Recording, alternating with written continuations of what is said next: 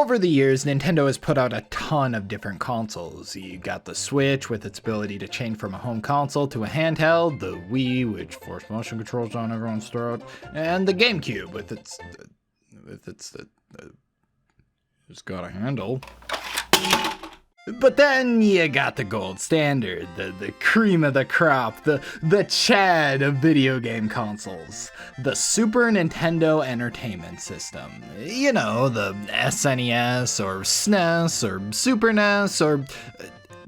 you know what, I don't feel like getting into some dumb argument in the comments about how it's pronounced, so I'm just gonna call it the Super Chad. The Super Chad was Nintendo at their peak. This was a no-nonsense console that brought us some of the most outstanding games of all time. Prior to its release in 1990, video games looked like this and played like this. Now, don't get me wrong, the original Nintendo Entertainment System had its fair share of amazing games, but it was starting to become apparent that developers were being held back by this fairly outdated hardware. Then the TurboGrafx-16 and Sega Genesis came a-knockin'.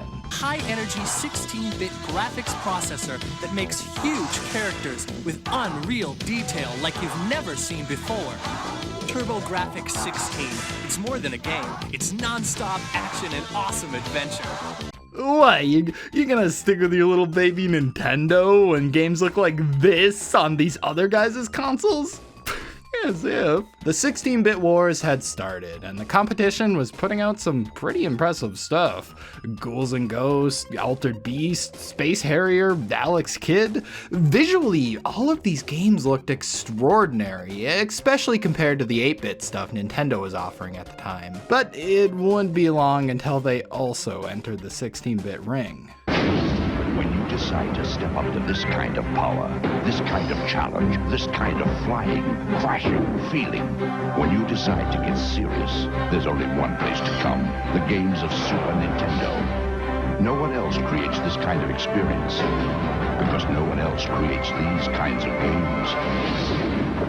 Now you're playing with power, superpower. The Super Nintendo Entertainment System, released in various regions across the early 90s and was an instant success. I feel like the Super Chad was the first time we got to see what Nintendo was actually capable of, free from the restrictions that came with 8-bit hardware. I mean, come on, they weren't just playing with power here, they were playing with super power now, baby. This gave their teams access to the resources they needed to fully realize the original concepts they had for these old Nintendo Entertainment System games. Metroid is a perfect example of this. You see, the original Metroid, while revolutionary in its own right, was kind of a mess of a game. It was convoluted and frustrating. These long corridors all started to blend together, and it was never 100% clear where you were supposed to go next. And now, don't get me wrong, the original Metroid isn't a terrible game by any means, it was just far too ahead of its time. They were forced to make too many compromises, which distorted their original vision they had for Metroid. But then the Super Chad came along.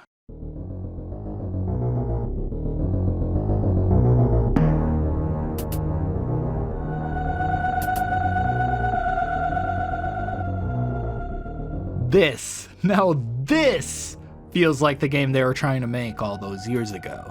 Everything from the visuals, the music, the gameplay, it's just Super Chad, you done it again. I mean, just look at the Kraid battle from the original game. Now compare that to Super Metroid Kraid.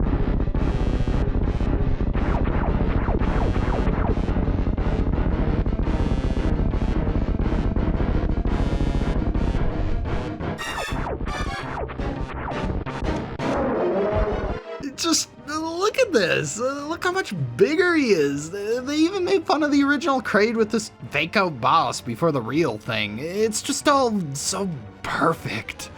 But this wasn't just the case for Metroid, no. Every single first-party Nintendo franchise got this kind of treatment. Donkey Kong, Zelda, Kirby, even the big old goddamn plumber himself, Mario, got their near-perfect entry on the Super Chad. Yeah, you can argue all day which of these is the better Mario game, but I feel like Super Mario World took what Mario 3 did, trimmed the fat, and focused on improving its already amazing foundation. Zelda similarly took the core of a simple little adventure game and turned it into an epic that sucked you into the world of Hyrule with its story and atmosphere. These weren't just your standard sequels, these were complete evolutions to these franchises. Honestly, it was insane how consistent the quality was for Nintendo's first-party lineup. I feel like with most Nintendo consoles, there's always at least one stinker in the bunch. Like, yeah, the Wii was great, but goddamn, what was up with that Zelda game, am I right? But then you got Nintendo sitting over here with the Super Chad, just dishing out banger after banger, almost like it was impossible for them to put out a bad game at the time. But as weird as this may sound, I feel like Sega is largely to thank for this. Most of you probably know at this point, but during the 16-bit era, Sega and Nintendo were at each other's throats, trying to be the top dog in the industry. They'd bash each other in their commercials, throw some shade in their games, they didn't give a fuck. And Nintendo wasn't just gonna give up their spot at the top, no.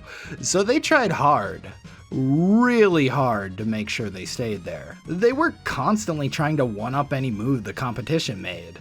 What, Genesis can do 32-bit graphics with an add-on? We can already do visuals like this without any dumb add-on. Now, compare that to modern-day Nintendo, where they couldn't care less about the competition. They're just kind of doing their own thing, which hey, I'm all for Nintendo doing their own thing, but at the same time, this has made them appear a bit out of touch in the modern industry. They've just gotten a bit too comfy, I guess you could say. You just don't see Nintendo trying to push the envelope to stay on top of the competition like they used to. During the 16-bit era, they were always on the bleeding edge of new innovations because they knew if they didn't, there was a very real risk of them becoming irrelevant in the West, just like Atari did before them. Nintendo strived to be the best in the industry, which wasn't just appealing to consumers, but third parties as well. While the Switch has kind of become the exception, third-party support hasn't been Nintendo's strong suit since the N64. The Super Chad had a ton of it though. Like, this thing had Chrono Trigger, Street Fighter 2, Secret of Mana, Mega Man X, Turtles in Time, and of course a bunch of Final Fantasy games. Modern Nintendo consoles have kind of been labeled as the systems you buy just to play Nintendo games. But the Super Chad really had it all. It appealed to so many different people due to its vast and diverse library of games. But when you're talking about which is the greatest Nintendo console of all time, systems like the N64 are bound to come up. I mean, come on. Mario 64, Mario Kart 64, Ocarina of Time, fucking Glover? All of these are completely revolutionary games, but they're just that, revolutionary. Just because something was revolutionary doesn't necessarily mean it was the best. Yeah, these games paved the way for 3D gaming, but I think we can all agree they haven't aged the best. You can make similar critiques with most of Nintendo's other consoles as well. Like, yeah, Super Mario Sunshine is great and all, but goddamn is it obvious that they cut some corners here.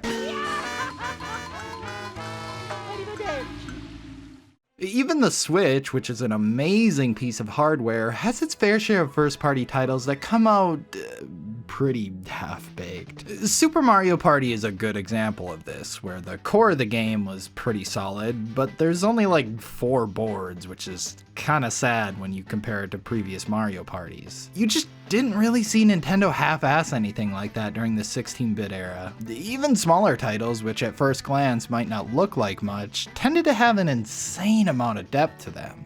You can pop in almost any first-party Nintendo title on this thing and be guaranteed a pretty good time, whereas that's not always the case with some of Nintendo's other consoles.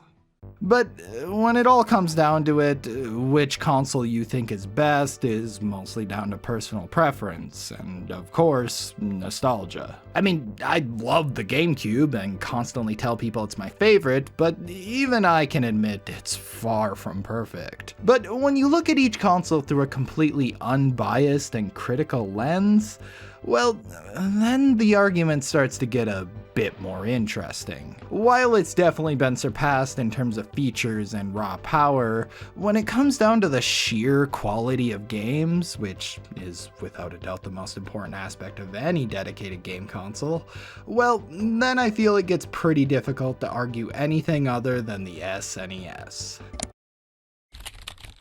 Oh, shit, I meant Super Chad.